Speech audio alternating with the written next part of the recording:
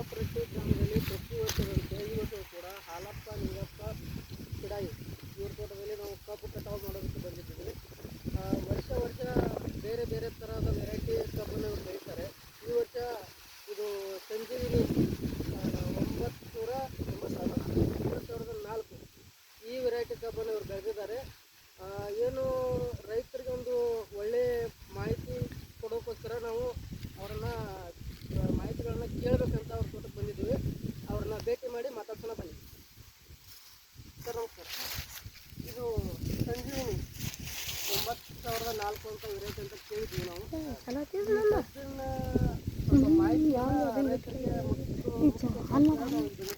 ನಮ್ಮ ಹತ್ರ ಮಾಹಿತಿ ಕೇಳೋಕ್ಕಂತ ನಾನು ಭಾರತದಲ್ಲಿ 16 ವರ್ಷಗಳ ಕಾಲ ಕೃಷಿ ಸಲಹೆಯಲ್ಲಿ ದುಡಿದುತ್ತೇನೆ. ಅದೇ ರೀತಿಯಾಗಿ ನಮ್ಮ ತೋಟದಲ್ಲಿ ಸಂಜೀವಿನಿ 9,004 ಕಬ್ಬಿನ ತಳಿ ಇದೇ ವರ್ಷ ನಾವು ಹಚ್ಚಿದ್ದು. ಈ ಕಬ್ಬಿನ ತಳಿ ಹಚ್ಚೋದೇನೆಂದ್ರೆ ಅಗದಿ ಒಂದು ಸ್ವಲ್ಪ ಗೊಬ್ಬರ ಇಲ್ಲ ಅಂದ್ರೂ ಚಲೋ ಇಳುವರಿ ಬರ್ತೈತಿ. ವರ್ಷ 8 ರಿಂದ 9 ತಿಂಗಳದಾಗ 70 ರಿಂದ 80 ಟನ್ ಇಳುವರಿ ಬರ್ತೈತಿ ಒಂದು ಎಕರೆಗೆ. ಎಲ್ಲ ರೈತರು ಇದನ್ನು ಬೆಳೆದ ಕಬ್ಬಿನ ತೋಟ ತೊಗೊಂಡ್ರೆ ಒಳ್ಳೇದು ನನ್ನ ಅನಿಸಿಕೆ ಪ್ರಕಾರ. ಅದಲ್ಲದೆ ಇನ್ನೊಂದು ಏನಪ್ಪ ಅಂದ್ರೆ ಡ್ರಿಪ್ ಮಾಡೋಕ್ಕಿಂತನೂ ಮೈಕ್ರೋ ಸ್ಪ್ರಿಂಕ್ಲರ್ ಪೈಪ್ ಹಾಕಿದ್ರೆ ಅದಕ್ಕಿಂತನೂ ಸ್ವಲ್ಪ ಒಂದು 10 ಟನ್ ಇಳುವರಿ ಹೆಚ್ಚಿಗೆ ಬರೋಕೆ ಒಂದು ಅನುಕೂಲ ಆಕೈತಿ ಕಬ್ಬ. ಏನಂದ್ರೆ ಬೆಳವಣಿಗೆ ಸ್ಪೀಡ್ ಐತಿ. ಈ ಬೆಳವಣಿಗೆ ಸ್ಪೀಡ್ ಇರೋದ್ರಿಂದ ಏನಾಕೈತಿ ರೈತರಿಗೆ ಇಳುವರಿನ ಹೆಚ್ಚಿಗೆ ಅನುಕೂಲ ಆಕೈತಿ.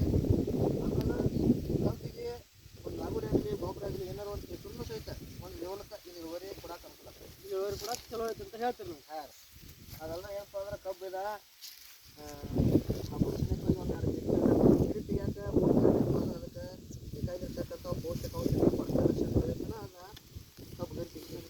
ಅದಕ್ಕೆ ಬೇಕಾಗುವಂಥ ಪೋಷಕಾಂಶ ನಾವು ಕೊಟ್ಟಪ್ಪ ಹೊಲದಾಗ ಹಬ್ಬ ಆದ್ಮೇಲೆ ಗರಿ ತೆಗಿತೈತೆ ಮಂದಿ ಅನ್ನಕತ್ರು ಅಲ್ಲೊಂದಿಲ್ಲ ಜನ ಹಾಕಿರ್ತೀವಿ ನಮ್ಮ ಹೊಲದಾಗು.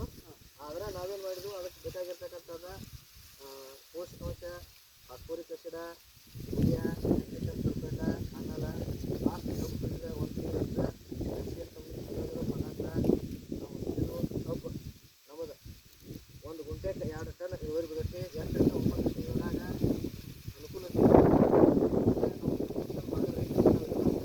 ರಿಕವರ್ ಮಾಡ್ತೇವೆ. ನಮ್ಮ ಕಡೆ ಭಾಗದಾಗ ಹೆಚ್ಚಿನ ಪ್ರಮಾಣದ ರೈತರು ಇದನ್ನು ಖುಷಿಯಿಂದ ಬೆಳೆಯಕತ್ತಾರು. ಇದೆಲ್ಲ ನಾವೇನು ಮಾಡೋ ಕಾಪರೇಟಿವ್ ಒಳಗೆ